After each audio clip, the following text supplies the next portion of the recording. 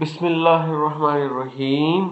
آج ہم study strategies کے بارے میں پڑھیں گے۔ جب بھی ہم اسٹڈی کی بات کرتے ہیں تو ہمارے پاس اسٹڈی کے لیے دو طرح کی اسائنمنٹس آ سکتی ہیں۔ ایک وہ اسائنمنٹ ہوتی ہے جس کو ہم نے کنسیپچولی انڈرسٹینڈ کرنا ہوتا ہے، جبکہ دوسری طرح کا اسائنمنٹ ہمارے پاس میمورائزیشن کی شکل میں ہو سکتا ہے، یعنی ہمیں کچھ ایسا فیکچول ڈیٹا دیا جائے گا جس کو ہم نے یاد کرنا ہوگا۔ اگر ہم کنسیپچول اسٹڈی کی بات کرتے ہیں تو یہ ہم انڈیویجولی بھی کر سکتے ہیں، جبکہ گروپ کی شکل میں بھی یہ اسٹڈی کی جا سکتی ہے۔ اسی طریقے سے میمورائزیشن کو بھی ہم اکیلے میں بھی کر سکتے ہیں، جبکہ گروپ میتھڈز بھی اس کے موجود ہیں۔ اگر ہم کنسیپچول اسٹڈی اسٹریٹجیز کے اندر انڈیویجول میتھڈز کو دیکھیں تو ہمارے پاس دو میتھڈز ہیں، جس میں ایک SQ3R اور دوسرا PQRST ہے۔ گروپ میتھڈز میں ہمارے پاس ہے 3CR میتھڈ، پروجیکٹس اور ڈسکشنز۔ اسی طریقے سے اگر ہم میمورائزیشن اسٹڈی اسٹریٹجیز کی طرف جائیں تو اس کے انڈیویجول میتھڈز میں ہمارے پاس آتے ہیں مائنڈ میپنگز، نیمونکس، ٹائم لائنز اور وین ڈائیگرامز۔ اسی طریقے سے ہم گروپس میں بھی چیزوں کو میمورائز کر سکتے ہیں، اور اس کے لیے ہمارے پاس میتھڈ ہے TPR۔ تو آئیے اب ہم ہر میتھڈ کو الگ الگ کر کے سمجھتے ہیں۔ اسٹڈی اسٹریٹجیز میں کنسیپچول اسٹڈی اسٹریٹجیز کے اندر انڈیویجول میتھڈز میں ہمارے پاس SQ3R میتھڈ ہیں۔ تو SQ3R میتھڈ کو سمجھتے ہیں۔ SQ3R میتھڈ میں ہمارے پاس پہلا سٹیپ ہے سروے، پھر ہے کویسچن، اور 3 R's میں سے R1 ہے ریڈ، R2 ریکال اور R3 ریوائز۔ اب اس میتھڈ کے تحت ہم نے اگر اس مٹیریل کی اسٹڈی کرنی ہے تو ہم سب سے پہلے یعنی سروے کریں گے، اور سروے کا مطلب یہ ہوگا کہ یہ سارا مٹیریل ہم نے جلدی پڑھنا ہے، اور اگر کسی لفظ کی میننگ یا سمجھ نہ آئے تو اس لفظ کو ہم نے انڈر لائن کرنا ہے۔ جب ہم یہ ریڈنگ کمپلیٹ کر لیں گے تو ہمیں ایک بات کی سمجھ تو آ جائے گی کہ اگر اس مٹیریل میں اسسمنٹ ہوگا تو کس قسم کے سوال پوچھے جا سکتے ہیں۔ وہ سوال ہم اپنے سیکنڈ پارٹ یعنی کویسچن پارٹ میں اپنے لیے فارمولیٹ کر لیں گے یا لکھ لیں گے۔ سوالات لکھنے کے بعد پھر ہم R1 یعنی ریڈ کی طرف آئیں گے، اور اس پارٹ میں اب ہم نے یہ پیراگراف کچھ ایسے پڑھنا ہے کہ ایک لفظ کو سمجھ کر، اور پھر ایک جملے کو سمجھ کر، اور پھر ایک پیراگراف کو سمجھ کر ہم نے پڑھنا ہے اور مکمل کرنا ہے۔ جب ہم R1 ریڈ کے تحت اس پورے پیراگراف کو لفظ بلفظ، جملہ بجملہ اور پیراگراف بائی پیراگراف سمجھ لیں گے تو پھر ہم جائیں گے R2 سٹیپ کی طرف، جو کہ ہمارے پاس ہے ریکال، اور ریکال کا مطلب ہوگا کہ کویسچن پارٹ میں جتنے بھی کویسچنز ہم نے لکھے تھے، اب ان کویسچنز کے جوابات کا وقت آ گیا ہے۔ اگر تو میں سارے سوالوں کے جوابات اطمینان کے ساتھ دے جاؤں تو میری اسٹڈی کمپلیٹ ہے، اور میں اب اس کے بعد کسی اور اسائنمنٹ کو کر سکتا ہوں۔ لیکن اگر R2 کے اندر ریکال میں کسی ایک سوال کا جواب نہ دے سکوں یا جوابات میں ابہام کا شکار ہوں تو پھر مجھے R2 سے R3 کی طرف موو کرنا پڑے گا، جو کہ ہمارے پاس ہے ریوائز۔ اور ریوائز کا مطلب ہے کہ دوبارہ سروے سے سٹارٹ کر کے دوسرے سائیکل کی ابتدا کی جائے۔ اگر دوسرے سائیکل میں بھی ریکال کے تحت جوابات نہ دیے جا سکے تو ریوائز کے تحت تیسرا سائیکل، اور اسی طریقے سے یہ سائیکل چلتا رہے گا جب تک کہ اس مٹیریل کی اسٹڈی کمپلیٹ نہ ہو جائے۔ अब हम मेथड पढ़ेंगे जो कि हमारे पास कंसेप्चुअल स्टडी स्ट्रेटजीज के अंदर इंडिविजुअल मेथड्स में PQRST है। PQRST का मतलब है preview, question, read, summary and test. अब अगर हम उसी पुराने मटेरियल को PQRST के तहत पढ़ना चाहें, इसकी स्टडी करना चाहें, तो सबसे पहले हमें प्रीव्यू करना पड़ेगा इस मटेरियल का। और प्रीव्यू का मतलब वही है जो हमारे पास SQ3R में सर्वे का मतलब है। क्वेश्चन में भी हम वही इक़दामात लेंगे जो हमने SQ3R में क्वेश्चन में लिए थे। इसी तरीके से R1 रीड के अंदर हमने जो पैराग्राफ वर्ड बाय वर्ड और सेंटेंस बाय सेंटेंस हमने समझ कर पढ़ा था, इसी तरीके से इस PQRST में भी रीड का वही रोल होगा। लेकिन रीड के बाद अब अगला स्टेप डिफरेंट हो जाएगा।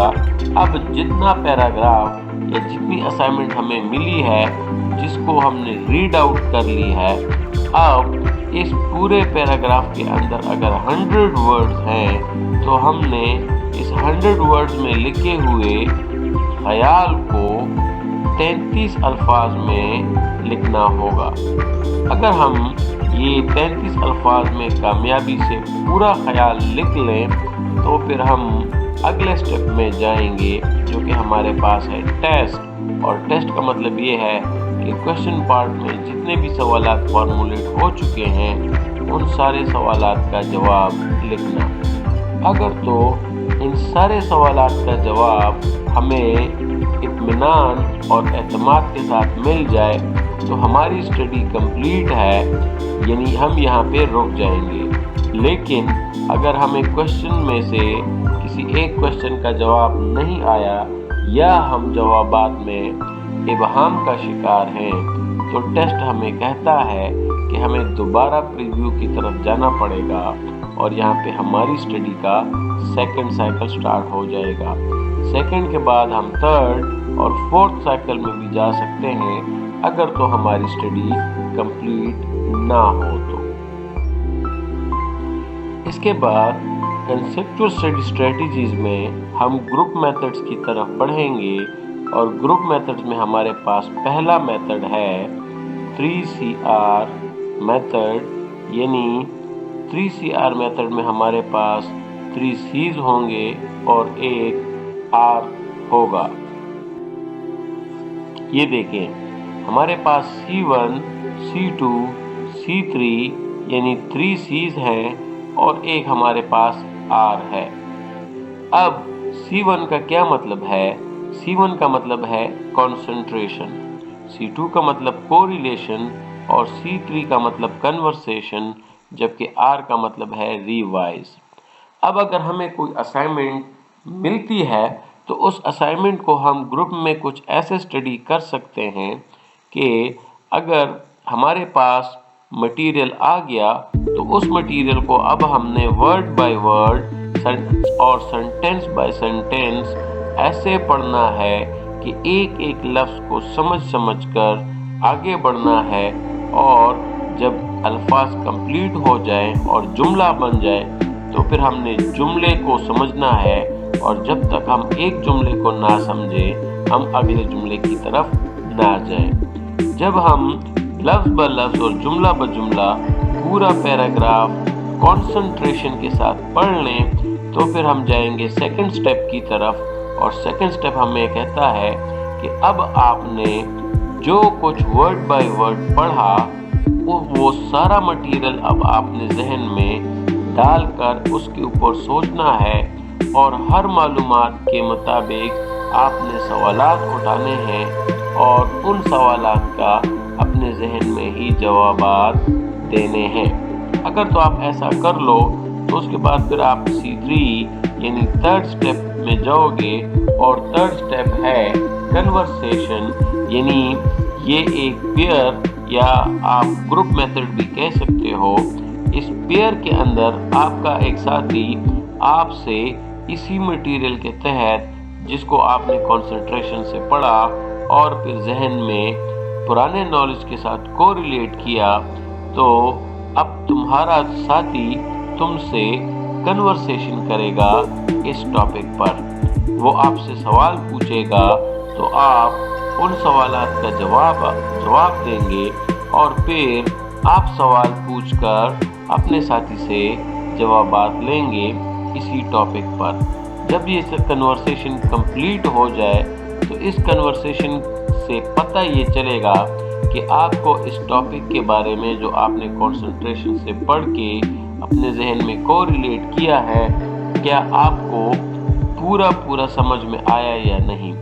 اگر تو آپ کو پورے طریقے سے یہ ٹاپک سمجھ میں آیا ہے، کنورسیشن میں آپ کو اس بات کا پتہ چلے گا، تو آپ کی اسٹڈی کمپلیٹ ہے اور آپ اپنے لیے نیا اسائنمنٹ لے سکتے ہیں۔ لیکن اگر آپ اپنے ساتھی کو اپنے جوابات سے مطمئن نہ کر سکے تو اس کا مطلب یہ ہے کہ آپ کی اسٹڈی کمپلیٹ نہیں ہے۔ اس لیے آپ کو آر کی طرف جانا پڑے گا، اور آر آپ کو کہتا ہے کہ آپ نے ریوائز کرنا ہے، یعنی دوبارہ C1 سے سٹارٹ کرنا ہے۔ اس کے بعد ہمارے پاس گروپ میتھڈ میں 2 میتھڈ اور بھی ہیں جن کو ہم پروجیکٹس اور ڈسکشن میتھڈ کہتے ہیں۔ کیا ہے کہ آپ کا ٹیچر آپ کو ایک کانسیپٹ پڑھانے کے بعد اس کانسیپٹ سے ریلیٹڈ کوئی ریئل لائف پرابلم کا سلوشن لے کر آپ کے کلاس روم میں آتا ہے اور آپ کو وہ real life problem as a project دیتا ہے۔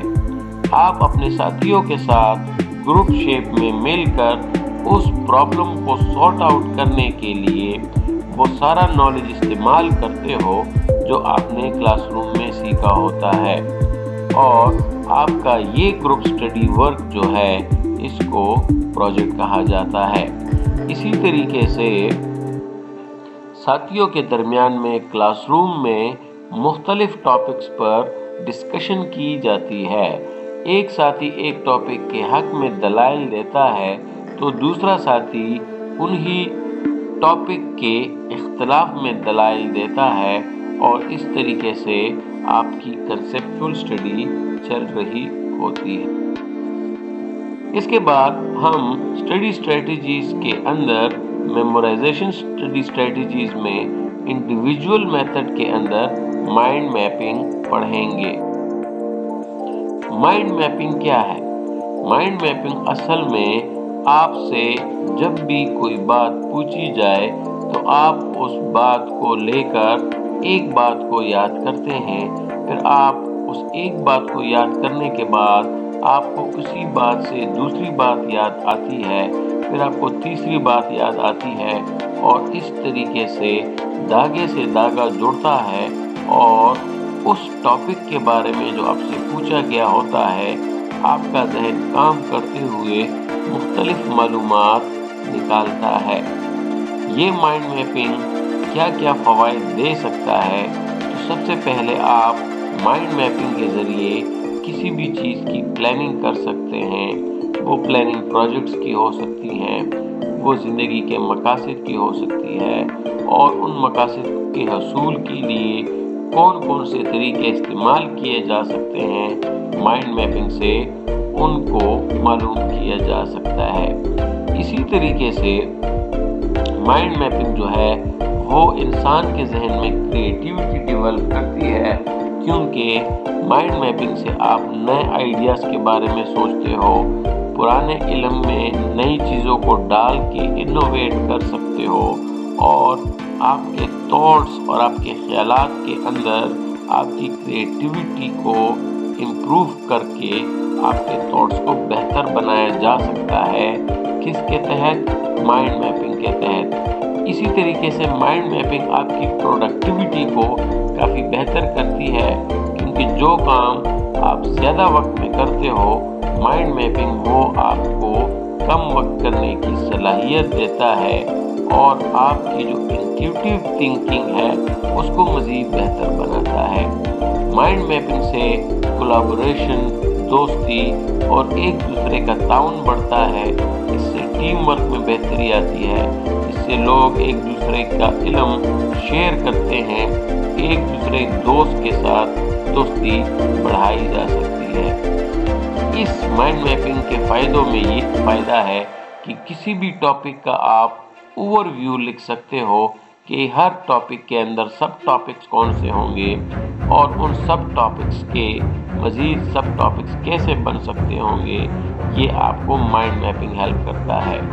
اسی طریقے سے مائنڈ میپنگ سے آپ آسانی سے چیزوں کو یاد کر سکتے ہو۔ یہ بہت ہی سادہ، تیز اور مزیدار طریقہ ہے۔ اس کو کریں گے کیسے؟ تو مثال کے طور پر ہمارے پاس ایک اسائنمنٹ آتی ہے اور ہمارا لینگویج کا ٹیچر ہمیں کہتا ہے کہ آپ نے آج مینز آف ٹرانسپورٹ پر مضمون لکھنا ہے۔ تو اب مینز آف ٹرانسپورٹ پر آپ کیا کیا لکھو گے، کون سے سب ہیڈنگز ہوں گے، کون سے سب ہیڈنگز کے سب ہیڈنگز ہوں گے، اور میں نے کس چیز پہ لکھنا ہے، کون سی چیز پہ نہیں لکھنا، یہ اب آپ نے سوچنا ہے۔ جب آپ اس طریقے سے سوچنا شروع کرتے ہو تو مینز آف ٹرانسپورٹیشن میں ہمارے پاس سمندر کی ٹرانسپورٹیشن بھی ہے، ہمارے پاس ہوائی سفر کے ذرائع بھی ہیں اور زمینی سفر کے ذرائع بھی ہیں۔ تو سب سے پہلے ہم کہتے ہیں کہ ہم سمندر سے ٹرانسپورٹ کر سکتے ہیں، ہم ہوا میں بھی ٹرانسپورٹ کر سکتے ہیں اور ہم زمین سے بھی ٹرانسپورٹ کر سکتے ہیں۔ اگر تو ہمیں سمندر سے ٹرانسپورٹ کرنا ہے تو ہمارے پاس شپس ہیں، بوٹس ہیں، سب مرینز ہیں اور مزید ہمارے ساتھ کشتیاں موجود ہیں۔ اسی طریقے سے اگر ہم نے ہوا سے ٹرانسپورٹ کرنا ہو تو ہمارے پاس جہاز موجود ہے، ہمارے پاس بلونز ہیں بڑے بڑے، ہمارے پاس ہیلی کاپٹرز ہیں۔ اسی طریقے سے اسی ایئر کے اندر اسپیس موجود ہے۔ جب ہم زمین کے اسپیس سے باہر نکلتے ہیں تو اس کے لیے ہمیں راکٹس اور اسپیس شپس جو ہے ہیلپ آؤٹ کر سکتے ہیں ٹرانسپورٹ کے لیے۔ اگر ہم لینڈ کے ٹرانسپورٹ کی طرف آتے ہیں تو ہمارے پاس کار، وینز، اسٹریٹ کارز ہیں، ہمارے پاس ٹرکس ہیں، ایمبولینسز ہیں، ہمارے پاس ٹیکسی ہے، بسز ہیں، ہمارے ساتھ ٹرینز ہیں، ہمارے پاس انڈر گراؤنڈ میٹروز ہیں، موٹر بائکس ہیں، ہمارے پاس بائیسیکلز ہیں، ہمارے پاس اسکوٹرز ہیں اور اسی طریقے سے مزید چیزیں بھی ہیں جس سے ہم لینڈ کے اوپر ٹرانسپورٹ کر سکتے ہیں۔ اب آپ سوچیں کہ ہمارے پاس مینز آف ٹرانسپورٹیشن میں 3 سب ہیڈنگز آئے اور پھر ہر سب ہیڈنگز کے 4 سے لے کر 8-10 تک کے مزید سب ہیڈنگز آئے، اور اگر ہم ہر ہیڈنگ پر 3 جملے بھی لکھ لیں تو اس طرح ہمارے پاس پورا ایک مضمون تیار ہو سکتا ہے اس مائنڈ میپ سے۔ اب ہم مائنڈ میپس کے اندر اب ہم میمورائزیشن اسٹڈیز کے اندر انڈیویجول میتھڈز میں نیمونکس کا میتھڈ سمجھیں گے۔ مثال کے طور پر ہمارے پاس برانچز آف فزکس میں جو برانچز ہیں وہ ہیں classical physics, modern physics, nuclear physics, atomic physics, geophysics, biophysics, mechanics, acoustics, ہمارے پاس optics, thermodynamics and astrophysics موجود ہے۔ اب اگر ہم ان برانچز آف فزکس کو یاد چاہیں تو ہمارے پاس مسئلہ کیا ہوگا کہ جب ہم میکینکس کو یاد کریں گے تو اکوسٹکس کو یاد کرنے کے بعد میکینکس کی ہیڈنگ بھول جائیں گے، اور اگر ان دونوں کو یاد کر لیں گے تو پھر ہمیں آپٹکس کو یاد کرنا پڑے گا، اور آپٹکس کو یاد کریں گے تو میکینکس اور اکوسٹکس میں ایک ہیڈنگ بھول جائے گی، اور اگر ہم یہ سارے ہیڈنگز یاد کر لیں گے تو ہم سے 6 ہیڈنگ یاد کرنے کے بعد ان 6 میں ایک نہ ایک ہیڈنگ بھولتی رہے گی، اور اگر ہم یہ سارے کے سارے ہیڈنگز یاد کر لیں تو درمیان میں کبھی ایک ہیڈنگ تو کبھی دوسری ہیڈنگ بھولتی رہے گی۔ لیکن اگر ہم ایسا کریں کہ ان تمام ہیڈنگ سے ان کے الفاظ کے پہلے جو لیٹرز ہیں وہ لے لیں، جس طرح میکینکس میں سے ایم एकॉस्टिक्स में से A, ऑप्टिक्स में से O, थर्मोडायनामिक्स में से T, एस्ट्रोफिजिक्स में से A, क्लासिकल फिजिक्स में से C, मॉडर्न फिजिक्स में से M, न्यूक्लियर फिजिक्स में से N, एटॉमिक फिजिक्स में से A, जियो फिजिक्स में से G और बायोफिजिक्स में से B ले लें और इन लेटर्स को आपस में कुछ इस तरह से जोड़ लें कि इसका एक वर्ड बन जाए, और ये वर्ड जब बन जाए तो ये वर्ड हमारे पास कहलाएगा निमोनिक्स। और ये वर्ड याद करने के बाद फिर हम अगर इन तमाम हेडिंग्स को याद कर लें और ये निमोनिक भी याद कर ले तो ये निमोनिक हमें कोई भी हेडिंग भूलने नहीं देगा। अब हम मेमोराइजेशन स्टडी स्ट्रेटजीज में इंडिविजुअल मेथड्स के अंदर टाइमलाइंस को पढ़ें। मिसाल के तौर पर हमारे पास दिल्ली सल्तनत का ये मटेरियल मौजूद है। इस मटेरियल को हमने स्टडी करना है। जब हम इसको स्टडी करने के लिए जाते हैं तो हमारे पास डिफरेंट फिगर्स आते हैं, जिस तरह 12th सेंचुरी, इसी तरीके से 1211 to 1236, और जाते जाते हमें तकरीबन हर लाइन में एक न एक फिगर मिलता है। अगर हम गौर करें तो किसी भी इंसानी जहन के लिए फिगर्स को और डेट्स को याद करना बहुत मुश्किल है, लेकिन हम टाइमलाइन को इस्तेमाल करें तो हमें ये जो फिगर्स हैं और ये जो डेट्स हैं ये हमें आसानी से सारी कहानी को याद करने में मदद करेंगे। किसकी मदद से? टाइमलाइन की मदद से। अब आप अगर देखें वो सारा मटेरियल जो हमने पढ़ा, उस मटेरियल में से हमें ये वाला टाइमलाइन मिला कि 1206 का ज़माना जो है वो स्लेव डायनेस्टी है, इसी तरीके से दूसरी डायनेस्टी, तीसरी, चौथी और पांचवी डायनेस्टी। ये वो टाइमलाइन है। अगर हम इस डेट में ये याद कर लें कि ये डेट स्लेव डायनेस्टी की है, ये डेट इस डायनेस्टी की है, तो खिलजी डायनेस्टी के अंदर जो जो हालात और वाक़यात हैं वो तो पढ़ने के बाद हमें याद होंगे, लेकिन हमें ये याद नहीं होता कि खिलजी डायनेस्टी 1290 में थी या 1206 में। तो अगर हम इनको स्टेप बाय स्टेप याद कर लें तो हमें वो सारा पैराग्राफ याद हो जाएगा।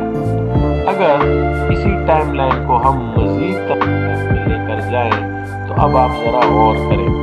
हमारे पास वही दिल्ली सल्तनत है और उस दिल्ली सल्तनत को अब मज़ीद तफसील से इस टाइमलाइन में बताया गया है। तो अगर इस टाइमलाइन को हम यहाँ से शुरू करें तो 1206 से लेकर 1210 तक हमारे पास कुतुबुद्दीन ऐबक है, 10 से 11 तक हमारे पास आराम शाह है, फिर उसके बाद हमारे पास इल्तमिश आता है, फिर रुकनुद्दीन, फिरोज, और इसी तरीके से दिल्ली सल्तनत 1231 तक चलती है। लेकिन अगर हम इस दिल्ली सल्तनत को मज़ीद तफसील से पढ़ना चाहें तो हमारे पास एक और टाइम लाइन आता है जो कि तोमर से स्टार्ट होकर चौहान, और चौहान के बाद गौरी के पास, गौरी से हमारे पास स्लेव डायनेस्टी, खिलजी, और होते होते हमारे पास मुग़ल अम्पायर, मुग़ल के बाद फिर ब्रिटिश अम्पायर, और फिर अल्लाह के फजल से 1947 में हम आज़ाद हो जाते हैं। लेकिन अगर आप इस टाइमलाइन को गौर से देखें तो ये टाइमलाइन पूरा एक किताब हमें बताता है। हम पूरे किताब को बार बार भी पढ़ें तो हमें हर डेट के मुताबिक कौन सा वाक़या हो चुका है वो याद नहीं होगा, लेकिन ये एक टाइमलाइन हमें पूरी किताब डेट्स के अगेंस्ट बता रही है। अगर हम इस टाइमलाइन को प्रैक्टिस करके 4 से 5 मरतबा हाथ से बनाकर तैयार कर लें तो हमें ये सारी की सारी हिस्ट्री जो है वो डेट्स के अगेंस्ट याद हो जाएगी। इंडिविजुअल मेथड्स के अंदर हमारे पास जो नेक्स्ट मेथड है वो है वेन डायग्राम। और वेन डायग्राम क्या है? ये है हमारे पास वेन डायग्राम में एक सर्कल जो रेड कलर का है और दूसरा सर्कल हमारे पास ब्लू कलर का है। अगर हम रेड सर्कल को देखें तो रेड सर्कल में वेल्स से रिलेटेड प्रॉपर्टीज बताई गई हैं, जिसमें वेल्स के बाल होते हैं, ये पानी में रहती है, इसके फिन्स होते हैं, ये स्विम कर सकती है, ये हवा को ब्रीथ करती है। और इसी तरीके से अगर हम फिश को देखें तो फिश जो है वो अंडे देती है, पानी में रहती है, इसके फिन्स होते हैं, ये स्विम करती है, इसके स्केल्स होते हैं और ये पानी में ही सांस लेती है। तो अब आप अगर ज़रा गौर से देखें तो हमारे पास जो फिश के अंदर जो प्रॉपर्टीज़ हैं वो डिफरेंट हैं वेल्स की प्रॉपर्टीज़ से। अगर फिश अंडे देती है तो वेल जो है वो बच्चे को जन्म देती है। इसी तरीके से अगर फिश के स्केल्स होते हैं तो वेल्स के बाल होते हैं। अगर फिश पानी के अंदर ही सांस लेती है तो वेल को सांस लेने के लिए पानी के बाहर आके आना होता है। लेकिन इन इख्तिलाफात के बावजूद जो फिश और वेल्स में मौजूद हैं कुछ चीज़ें मुश्तरक भी हैं, जैसा कि ये दोनों वेल और फिश पानी में रहते हैं, इनके फिन्स होते हैं और ये दोनों पानी में तैर सकते हैं। अब आप देखें ज़रा, अगर आपको फिश की प्रॉपर्टीज़ को याद करना है तो इन प्रॉपर्टीज़ के साथ आपको ये प्रॉपर्टीज़ भी याद करनी पड़ेगी। और इसी तरीके से अगर आपको वेल्स की प्रॉपर्टीज़ याद करनी है तो इन प्रॉपर्टीज़ के साथ आपको वेल्स की ये प्रॉपर्टीज़ भी याद करनी पड़ेगी। तो अगर आप ये करें कि ये जो मुश्तरक प्रॉपर्टीज़ हैं जो कि ओवरलैप कर रही हैं दोनों सर्कल्स में, इनको एक ही बार याद कर लें और फिर इनको याद करने के बाद वेल्स की प्रॉपर्टीज़ में इसको इस्तेमाल करें और फिश की प्रॉपर्टीज़ में भी इसको इस्तेमाल करें। तो एक दफ़ा याद करने के बाद आप इन प्रॉपर्टीज़ को दो क्वेश्चन में, अलग अलग क्वेश्चन में कलेक्टिवली इस्तेमाल कर सकते हैं, जो कि आपके टाइम और एनर्जी दोनों को बचाने में आपकी मदद करेगा। इसके बाद हम मेमोराइजेशन स्टडी स्ट्रेटजीज में जो ग्रुप मेथड है उसको समझेंगे। और ग्रुप मेथड में हमारे पास जो मेथड है उसको हम कहते हैं TPR, यानी total physical response. Total physical response का मिसाल अगर आप याद करना चाहें तो आप जब टेबल्स याद करते हैं या पॉइंट्स याद करते हैं तो टीचर पोएम बोलते हुए या टेबल बोलते हुए कुछ एक्शन करती है और फिर जवाब में आप भी वही चीज़ बोलते हुए वही एक्शन करते हो जो आपके टीचर ने किया होता है। यानी आप टोटली फिजिकल रिस्पॉन्स देकर चीज़ों को याद करते हो। ये वो तरीका है जब आप अपने दोस्तों, साथियों या टीचर के साथ मिलकर ग्रुप में कुछ डेटा या कुछ मालूमात याद करने की कोशिश करते हो।